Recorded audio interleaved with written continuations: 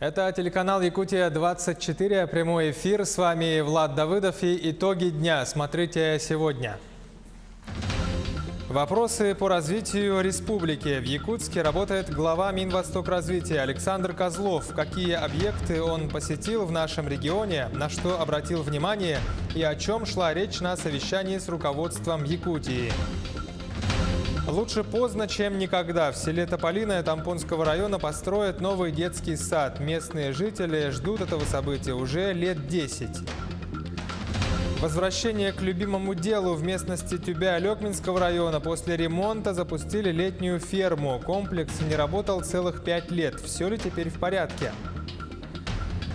Отток населения и занятость граждан. Эти темы обсудили жители поселка Иенгра с главой Нерюнгринского района. К чему пришли и что решили. «Часть меня». Выставку с таким названием открыли в Национальном художественном музее. Автор – дизайнер из Сербии.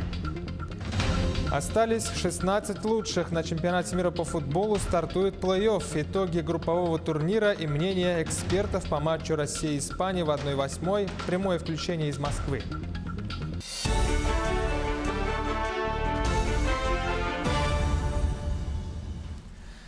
В Якутск сегодня прибыл глава Минвостокразвития Александр Козлов. На пост главы этого ведомства он был назначен в мае этого года по указу президента Путина. После вступления в должность Александр Козлов начал посещать регионы Дальнего Востока.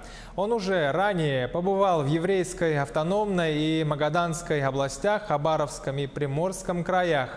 Настала очередь Якутии. Какие объекты посетил Козлов в нашем регионе, на что обратил внимание и о чем шла речь на совещании с руководством Якутии?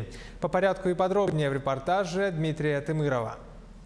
Первым делом руководитель ведомства вместе с Айсеном Николаевым посетили строящуюся школу по улице Тургенева. Строительство школы, где будут учиться также и дети с ограниченными возможностями здоровья, началось еще в 2014 году. Процесс затянулся из-за судебных разбирательств. Позже работы были продолжены. Александр Козлов попросил уточнить сроки сдачи объекта. В ответ застройщик заверил, что он будет сдан в указанные сроки. На сегодняшний день у нас по монолитной части все уже приняли 100%, поклажки 95%, штукатурка 30% уже приняли. Потихоньку приступаем сейчас к фасадным работам. Далее рабочая группа посетила территорию опережающего развития Кангаласы. Гости ознакомились с деятельностью работающих резидентов. И в торжественной обстановке Александр Козлов вручил свидетельство 2 новым резидентам. Они будут заниматься разведением рыбы и производством кирпичей. В этом году, да, мы получили еще одно разрешение на ввод в эксплуатацию компании «Сахапластех». Также тут будет база испытательного полигона. И также у нас сейчас зашел новый инвестор, это по выращиванию ценных пород рыбы.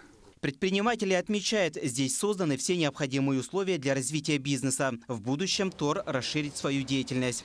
А во второй половине дня Александр Козлов провел совещание по рассмотрению указов президента России. Сегодня вместе с руководителем региона, с Александром Сергеевичем, мы обсудили вопросы, которые поставил перед нами президент в рамках 204-го указа на 6 лет развития стратегии Якутии, связанная с теми большими вызовами, которые стоят перед нами сегодня, наши жители, наш президент. На совещании с участием руководителя региона Айсена Николаева отметили, что в рамках развития центров экономического роста в Якутии будет реализовано 7 мероприятий на общую сумму свыше 2 миллиардов рублей. Причем первые средства поступят уже на следующей неделе. Конечно, мы, как неотъемлемая часть Дальнего Востока, в целом нашей России крайне заинтересованы в том, чтобы опережающее развитие Дальнего Востока шло быстрыми темпами.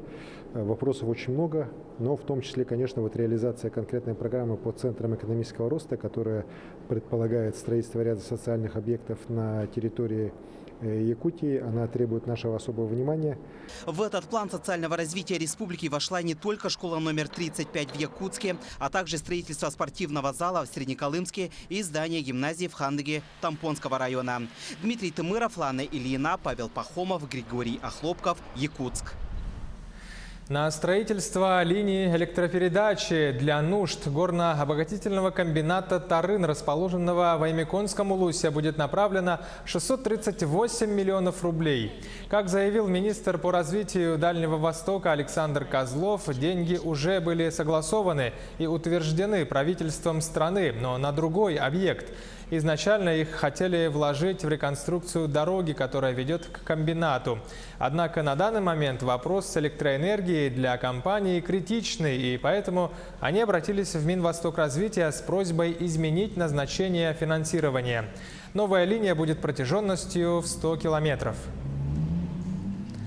Также вскоре состоится отдельное совещание по вопросам дорожной, авиационной и железнодорожной инфраструктуры. Об этом сообщил руководитель региона Айсен Николаев после встречи с Александром Козловым. По его словам, там обсудят один из важнейших вопросов, а именно строительство моста через Лену. Накануне штаб «Единой России» выдвинул Айсена Николаева на должность руководителя региона. В ходе тайного голосования за него проголосовали 90 делегатов конференции.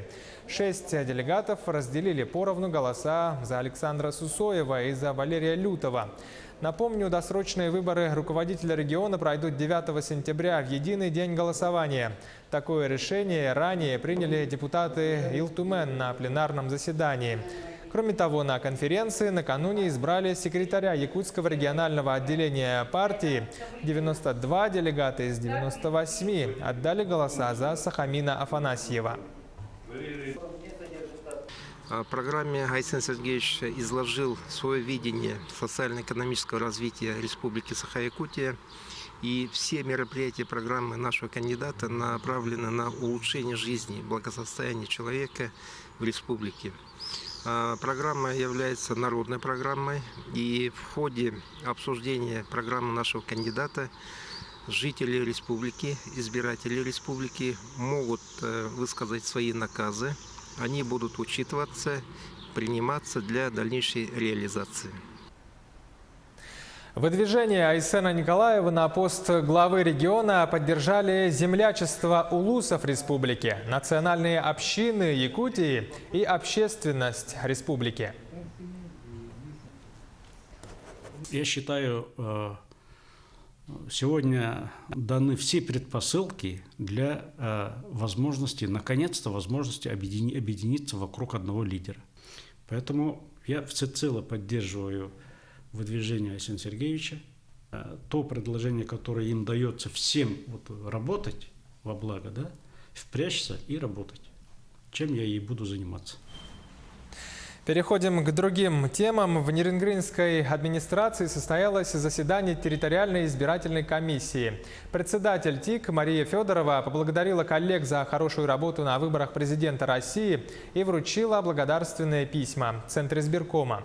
К поздравлениям присоединился и глава района Виктор Станиловский. Также он выразил надежду, что на таком же высоком уровне пройдут и предстоящие выборы. Напомню, 9 сентября в Нирингринском районе, как и во многих других районах, состоятся одновременно несколько выборов разных уровней. Будут проходить выборы Государственного собрания Илтумен, будут проходить выборы депутатов Нирингринского районного совета по смешанной системе, будут проходить выборы в 6 избирательных одномандатных округах городского поселения, город Нерюнгри. И будут проходить еще выборы в поселке Серебряный Бор по замещению 2 мандатов по результатам предыдущих муниципальных выборов, где не состоялись они. Ну и выборы главы Золотинки. Начало повышения тарифов по программе «Платон» переносится на 1 год. Тем самым правительство России отодвинуло сроки начала ежегодной индексации на 1 июля 2019 года. Напомним, плата вносится в счет возмещения вреда, причиняемого автомобильным дорогам федерального значения транспортом максимальной массой свыше 12 тонн. Расшифровывается система «Платон» именно так – плата за тонну.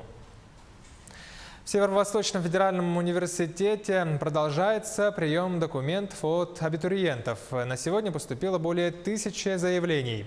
ВУЗ предлагает поступающим направление подготовки 12 институтов, 5 факультетов и 3 филиалов в Мирном, Нерюнгри и Анадыре. Всего выделено более 2500 бюджетных мест на очное обучение.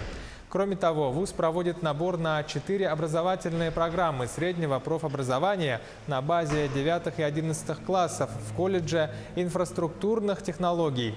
Со 2 июля начнется прием документов в аспирантуру и ординатуру. Хочу напомнить о сроках приема документов, особенно для тех, кто желает поступить после среднего образования, профессионального образования. Если они желают участвовать в конкурсе на бюджет, то им надо подать документы до 10 июля, потому что с 11 июля уже начнутся наши вступительные испытания. Поступающим только по результатам ЕГЭ могут предоставить документы до 26 июля. В селе Тополино Тамбонского района построят новый детский сад. Старый детсад в селе 1953 года постройки уже давно признан аварийным. Детей тогда вынужденно переселили в здание школьного интерната. И вот, наконец, вопрос строительства нового сада в поселке сдвинулся с мертвой точки. Подробнее наш корреспондент Нина Ханарова. Построенный в прошлом веке детский сад «Олененок» отслужил все свои сроки. В 2009 году был признан аварийным и, наконец, в один прекрасный день просто развалился. Пришлось в срочном порядке переселяться в приспособленное здание школьного интерната, не отвечающего никаким нормам, ни санитарным, ни пожарным. Была проверка в 2017 году Оборнадзором, Министерством образования, где было выписано предписание, что образовательная деятельность ведется не по тому адресу, который указан в лицензии. И нам на момент переселения обещали, что будет построен детский сад. Из-за экономических проблем строительство долго откладывалось. Судебные тяжбы с Министерством образования продолжаются до сих пор. И вот, наконец, войдя в федеральную программу от 0 до 3 лет, с марта месяца 2018 года началось строительство детского сада. Строительство будет вестись по федеральной программе, деньги будут выделяться с Российской Федерации, поэтому мы надеемся, что нам наконец-то достроят детский сад. На сегодняшний день завершены работы по установке свай. С июля будут завозиться остальные строительные материалы. Конструкция легко возводимая. В этом году будет возведен каркас, на следующий год, в 4 квартале, ожидается введение в эксплуатацию. А сегодня дети и работники вынуждены ютиться в тесноте и своими силами латать старое здание. В моей группе 25 детей. Мы совмещенная группа, разновозрастная группа.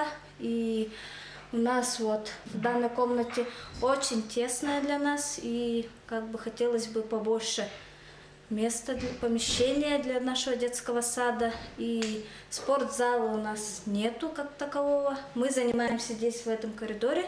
Очередь в детский сад на сегодня составляет 72 ребенка. Для небольшого села это очень много.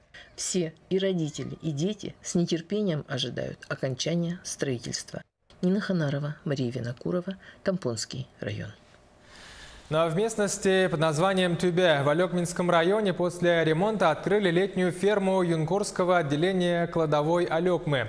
До ремонта и переоборудования ферма не работала целых 5 лет, так что событие долгожданное, прежде всего для работников, рассказывает Елена Фаст.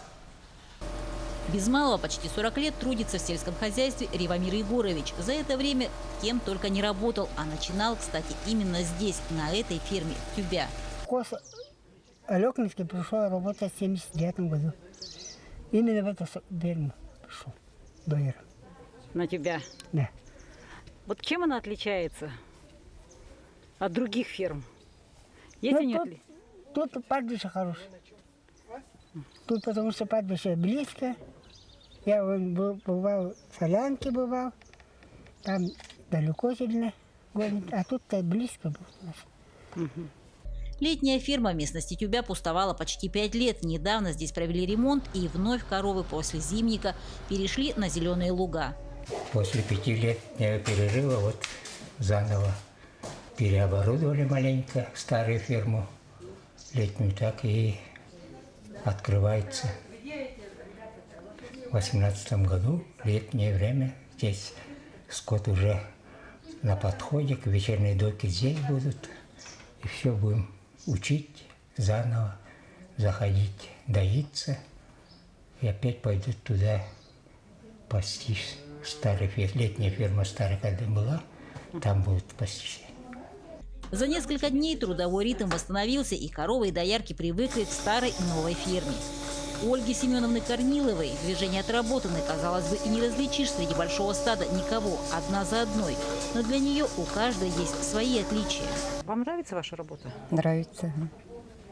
Ну, с детства мечтала, сестра работала, постоянно вот помогала. И вот. И почему-то получилось так, что доить пошла. Дояркой.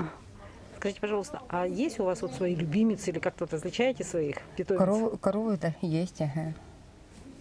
Есть. Каролина. Вот. Они чем-то отличаются? Отличаются и характером, и с виду. Кстати, в первый день условного открытия фермы одна из ее питомец отелилась. Телочку решили назвать чемпионкой. Возможно, и правда, в скором будущем она будет давать рекордное количество молока. Елена Фаст, Алекминск. Сейчас короткая пауза, буквально 1 минута. Оставайтесь с нами и смотрите во второй части итогов дня. Отток населения и занятость граждан – эти темы обсудили жители поселка Иенгра с главой Нирингринского района. К чему пришли и что там решили. «Часть меня» – выставку с таким названием открыли в Национальном художественном музее. Автор – дизайнер из Сербии. Остались 16 лучших. На чемпионате мира по футболу стартует плей-офф. Итоги группового турнира и мнение экспертов по матчу Россия-Испания. После этого прямое включение из Москвы. Это телеканал Якутия-24, прямой эфир. Итоги дня мы продолжаем.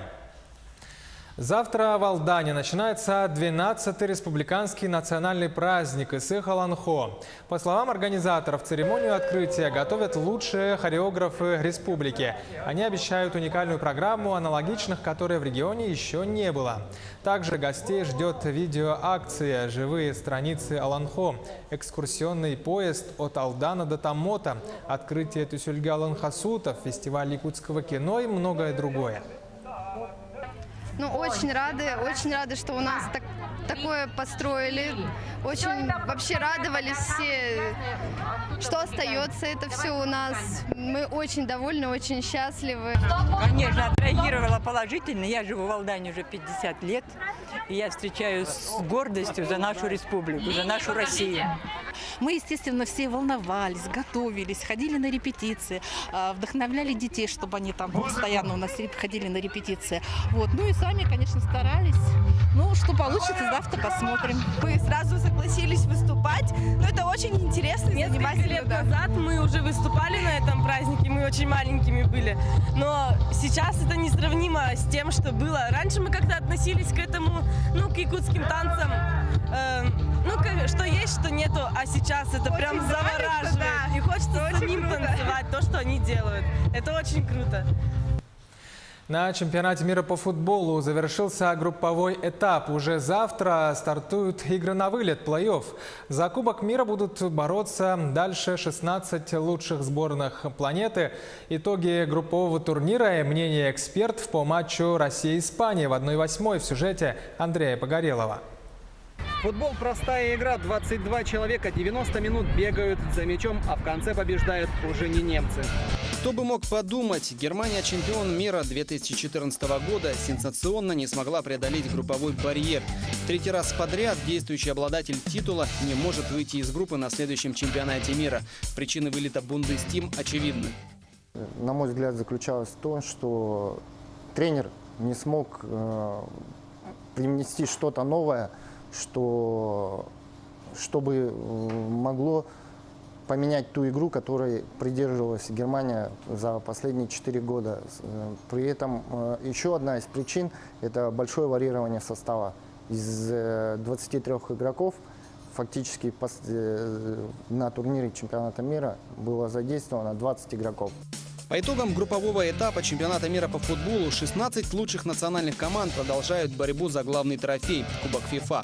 Игры плей-офф стартуют 30 июня. Команда, проигравшая матч, отправляется домой. Соперником сборной России в 1/8 финала стала команда Испании, занявшая первое место в группе «Б».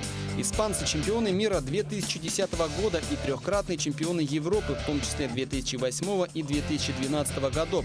Но последний их матч с Марокко показал, и против них можно успешно играть. У испанцев, конечно, колоссальный опыт, но у России невероятная поддержка трибун.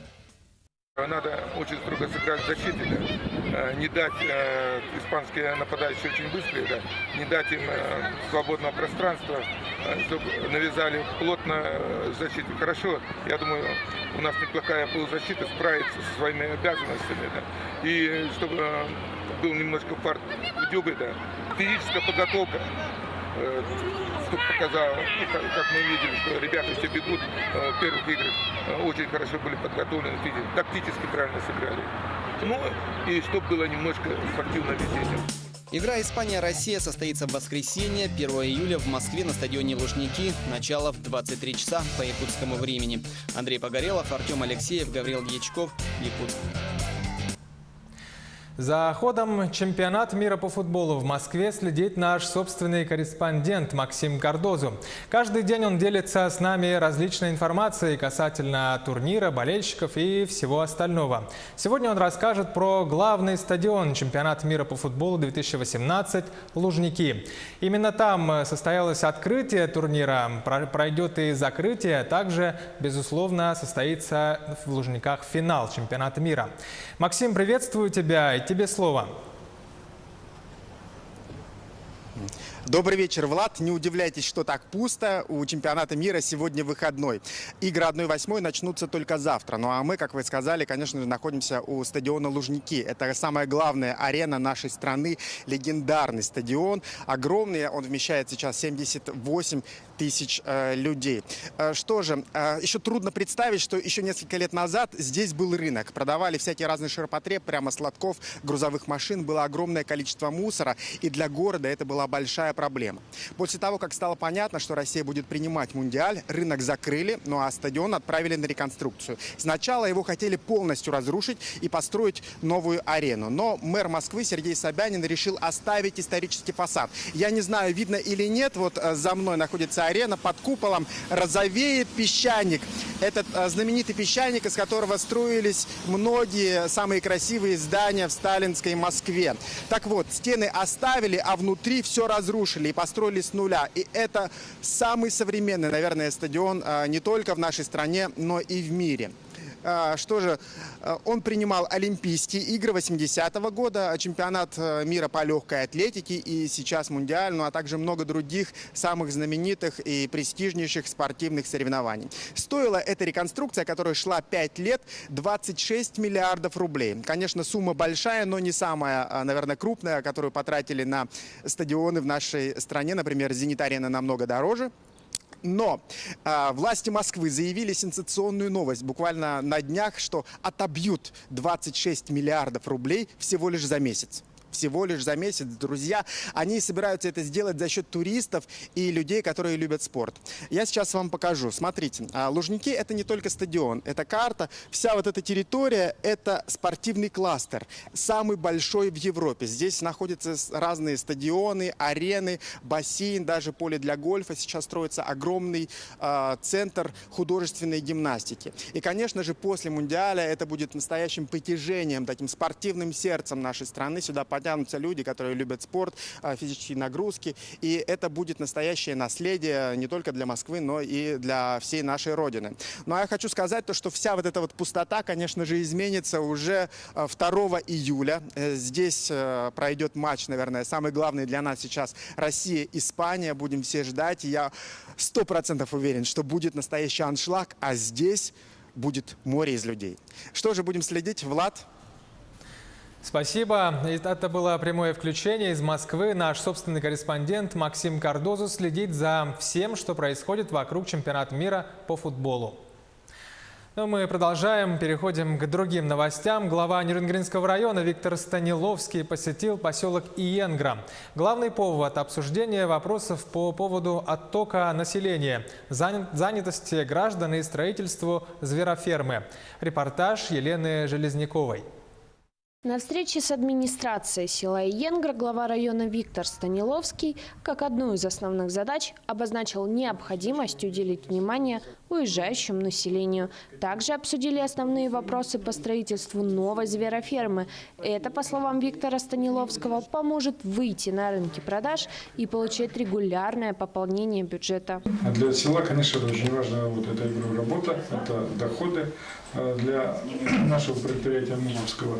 Ну и, соответственно, улучшение жизни села. После визита в администрацию глава района посетил школу села Иенгра. В этом году ей исполняется 90 лет. Идея художника Бориса Корнилова воздвинуть небесные ворота на одном из самых высоких мест села принялась неоднозначно. Одних идея памятника Чичипкан восхитила. Здесь, возможно, будет проводить обряды.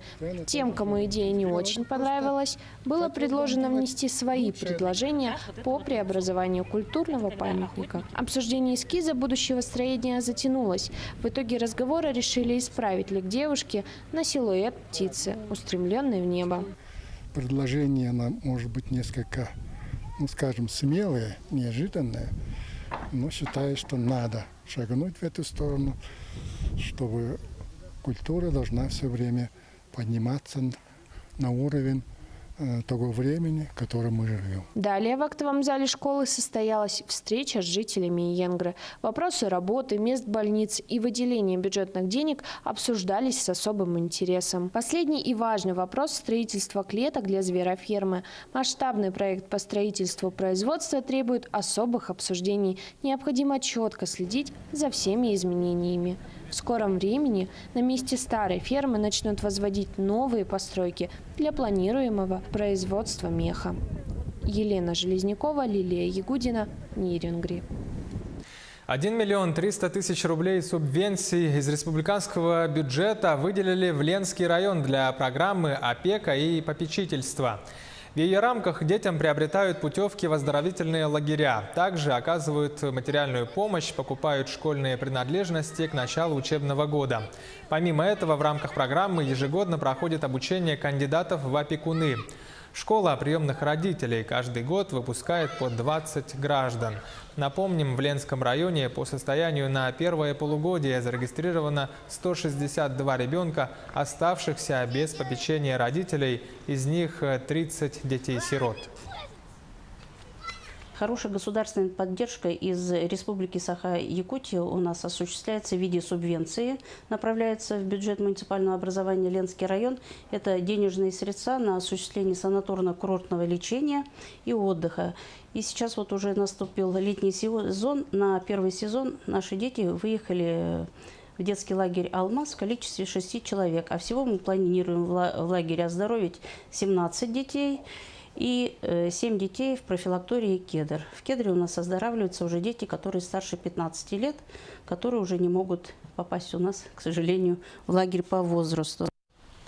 Мирнинцы получат денежный грант за благоустройство своих домов и дворов. Администрация алмазной столицы продолжает прием заявок на участие в ежегодном конкурсе по благоустройству города «Мой дом, мой двор, мой подъезд». Заявки принимают до 3 июля. В тот же день специальная комиссия выйдет на объезд конкурсных проектов. Объявление и награждение победителей состоятся на праздновании Дня города. Номинаций у нас 6. В прошлом году было всегда 5. В прошлом году добавили мы еще одну. Это поощрение старших по дому. Поэтому в этом году данная номинация у нас сохраняется. Что касается самого конкурса, то срок подачи заявок согласно постановлению и положению у нас определен в этом году до 3 июля. Пока на сегодняшний день у нас подано 7 заявок, но обычно, как показывает практика, в последнюю неделю начинается активная подача. Саха-академический театр имени Аюнского завершает свой 112-й театральный сезон. В этом году новыми постановками стали «Гиганты горы» по пьесе итальянского драматурга в постановке Андрея Борисова и Романа Дорофеева. Главный режиссер театра Руслан Тараховский поставил 2 спектакля «Республика» и «Золотой гроб».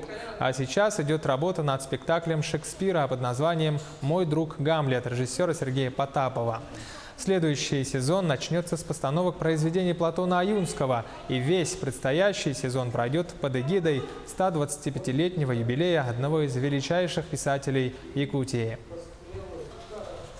Готовимся к юбилею, к дате со дня рождения Платона Аюнского 125 лет исполняется, поэтому его самые большие произведения мы должны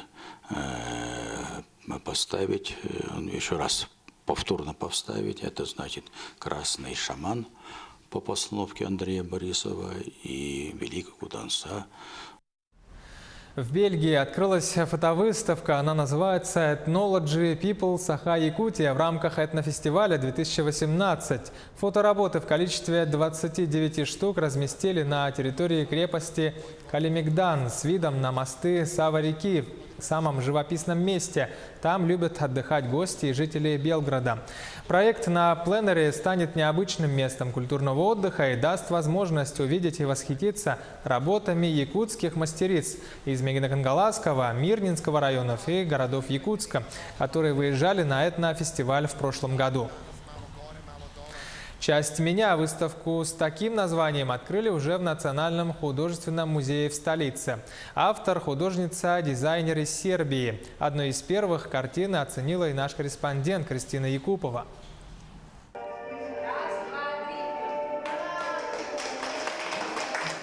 Волосы – символ духовной свободы человека. Для художницы из Сербии Стефании Велькович волосы – это художественный образ, своеобразный фетиш. На ее картинах они стали самостоятельным объектом. Необычная выставка открылась в Якутске впервые. Моя изложба je priča o ženskoj emocionalnosti. Я приехала в Якутию, чтобы узнать о вашей культуре и традициях. Узнав, я поняла, что есть много общего между моей культурой и культурой Якутии. Моя выставка рассказывает о женщине, о ее роли в социальной сфере, о женской эмоциональности. Создаваемые объекты для Стефании – это не только пространственные рисунки, скорее своего рода живое тело. Волосы, используемые для создания этих произведений, идут в сакральный мир создания произведений искусства. Основной художественный элемент – это построение линий, абстракция ради чистого искусства. Для Стефании важен именно процесс появления рисунка. Как сам автор, сам художник говорит, автопортрет как жанр изобразительного искусства ее очень интересует. И женские волосы как часть любого человека, как часть женщины тоже ее очень привлекает и интересует. И в принципе то, что концепция ее выставки заключается в том, что художник может выразить свое собственное «я». Стефания – участница различных региональных выставок. Ее персональные экспозиции состоялись во многих городах Сербии. Увидеть необычные картины в Якутске могут все желающие. Выставка продлится до 13 июля. Кристина Якупова, Диулус Иннокентьев, Якутск. Таковы итоги дня. Смотрите телеканал Якутия-24. Будьте в курсе. Хороших вам выходных. До встречи.